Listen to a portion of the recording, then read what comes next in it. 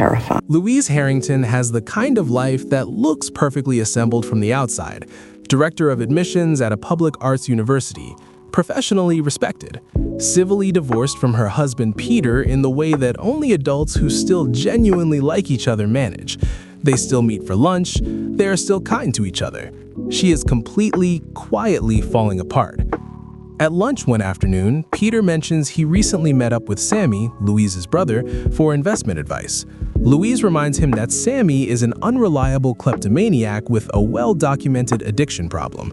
Peter says he can handle it. He is a grown man now. Louise says nothing and changes the subject. Her friend Missy calls later from a hotel in Florida where she has just spent the afternoon with a pool boy. She encourages Louise to do the same. Louise hangs up, feeling lonelier than she did before the phone rang. Then, a job application lands on her desk. She reads through it the way she reads through all of them, until she sees the name, Scott. Her hands go still. She picks up the phone and calls him before she has fully decided to. He sounds young and cheerful. She invites him in the next day and asks him to bring his portfolio. She does not examine why her voice sounds different when she says goodbye. That evening, she goes to her mother's house and drifts into her old bedroom without knowing why. At the bottom of a dusty box, she finds a pencil sketch, a face she drew herself at 17, her high school boyfriend, the first Scott, the one who never came back. She sits on the floor with it for a long time. The next morning, she gets dressed carefully.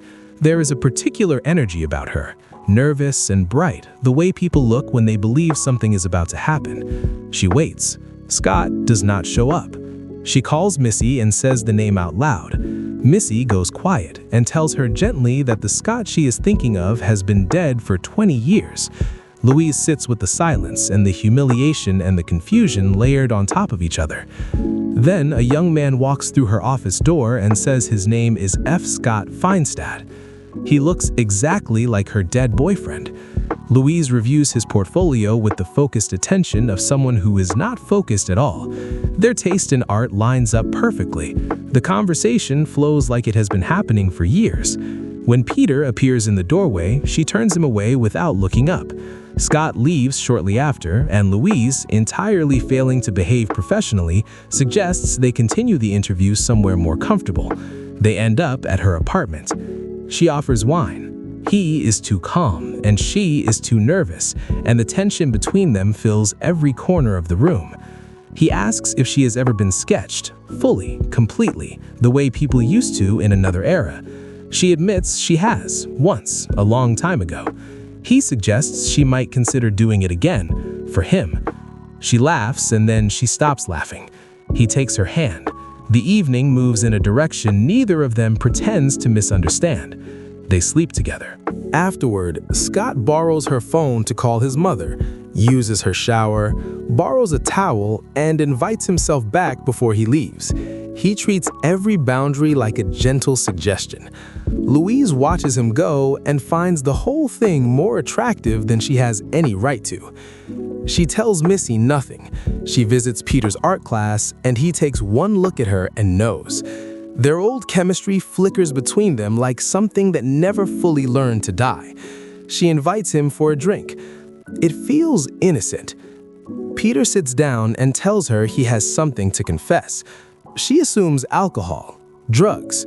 It is neither. Peter is a sex addict. He slept with over 1,000 people during their marriage. Not only strangers, Sammy is on that list, her brother. Peter explains that it tortured him from the inside, and he never wanted to hurt her, and he simply could not stop. Louise listens to every word. Then she asks him to leave. The look on her face is not anger. It is the specific devastation of watching the story of your own marriage rewrite itself into something you do not recognize. Days pass slowly. Scott comes back and finds her in pieces. She tells him Peter let her down without saying how. Scott promises he will never hurt her. He says he is falling in love with her. Louise lets herself believe it because she needs to, and because he looks like someone she loved at 17, and because it has been a very long time since anyone said those words and meant them. They have dinner. He is charming and entirely focused on her. They kiss at the table. Then his friend Ricky walks in and mentions casually that Scott recently ghosted some girl. Scott smoothly moves the conversation elsewhere. Louise noticed. Back at her apartment, she becomes suddenly certain. Not aggressive, just unwilling to let go. She tells him to stand in front of the mirror and really look at himself. She talks about youth and how quickly it passes. She takes a tie and puts it on him slowly, the way you dress someone you are trying to hold on to. Scott stands very still and absorbs all of it. Then he tells her he is not worthy of this, that he does not deserve her. Louise's heart drops quietly through the floor. They sleep together anyway. In the morning, she wakes up alone. No note, no explanation, just the particular silence of someone who left while you were still asleep.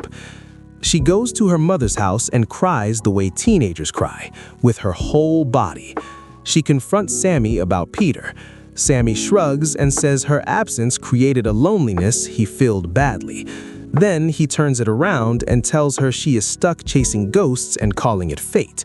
He mentions Missy has been with a younger man at a nearby hotel. Louise's stomach turns. She storms into the hotel. Missy is too calm, too composed. Her pool boy, it turns out, was Ricky, not Scott. Then Missy mentions, almost as an aside, that Scott once sketched her naked. Louise does not find this funny. On the way home, she runs into Scott. She stops him and tells him everything.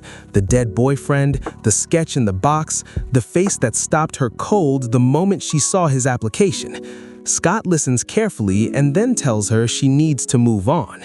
Louise explodes. She calls him out for dismissing her grief like it is inconvenient luggage. Scott shuts down and walks away. Louise goes home and finds Peter sitting outside her door. They sit together in the particular silence of two people who have known each other too long. Morning comes. Scott walks back in and finds Peter there. The argument that follows is ugly and honest and inevitable. Scott blames Peter for breaking Louise. Peter wants to know who this young man is. Eventually, Peter leaves. Scott turns to Louise and tells her he is disappointed she slept with Peter again. Louise says they only shared the same space, nothing more. Something breaks open in Scott. He admits he was a person who moved through women without any of it meaning anything until he started sitting in front of mirrors thinking about love and purpose and who he actually was. It frightened him. Seeing Peter in her apartment made him lose himself entirely. He slept with Missy as revenge. Louise goes to Missy, not to scream, to understand.